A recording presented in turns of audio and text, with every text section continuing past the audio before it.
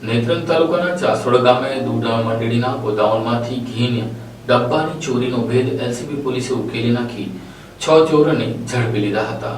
પ્રાપ્ત માહિતી મુજબ Bharuch local crime branch PI MP વાળાએ એલસીબી સ્ટાફની અલગ અલગ ટીમો બનાવી જિલ્લાભરમાં વિવિધ વિસ્તારોમાં થયેલ ચોરી જેવા ગુનાઓના ભેદ ઉકેલવા કાર્યવાહી હાથ ધરી હતી, જેમાં એલસીબી પીઆઈ એમએમ રાઠોડ અને પોલીસ કર્મીઓને બાતમી મળી કે ચાસવડ દૂધ ડેરીમાં ઘીના ડબ્બાઓની ચોરી થઈ છે। તેમાં ઝરણા ગામનો કિરણ રણજીતભાઈ વસાવા, ભેંસ ખેતર ગામનો કિશન મહેશભાઈ વસાવા, અજય જગદીશ વસાવા, જગદીશ રાબા વસાવા, ડુંગરી ગામનો પ્રહલાદ છના વસાવા અને કામલિયા ગામનો જતીન નાનુ વસાવા સંડોવાયેલ છે। આ તમામ ઇસમો ઝરવાણી બસ સ્ટેશન નજીકના ખેતરમાં ભેગા થયા છે। ભરૂચ એલસીબીની ટીમે મળેલ બાતમી મુજબના તપાસ કરતા ઉપરોક્ત 6 ઇસમો મળી આવ્યા હતા। તે તમામને પકડી અંકલેશ્વર એલસીબીની ઓફિસે લાવીને તેમની કડક હાથે પૂછપરછ કરતા તમામ આરોપી ભાંગી પડતા ચોરી કરેલ હોવાની કબૂલાત કરી હતી, જેમાં કિરણ રણજીત વસાવાએ જણાવ્યું હતું કે આજથી આશરે 2 મહિના પહેલા તેમણે અન્ય ઇસમો સાથે ભેગા મળીને ચાસવડ ડેરીના ગોડાઉનમાં પડેલ ઘીના ડબ્બાઓની ચોરી કરવાનું નક્કી કર્યું હતું। ત્યારબાદ ચાસવડ ડેરીમાં પાછળનું પતરું તોડીને ડેરીમાં ગયા અને ઘીના ડબ્બાઓની ચોરી કરી। આ ચોરી કરેલ ઘીના ડબ્બા પ્રહલાદ વસાવા અને કિશન વસાવા વેચવા માટે આપતા હતા,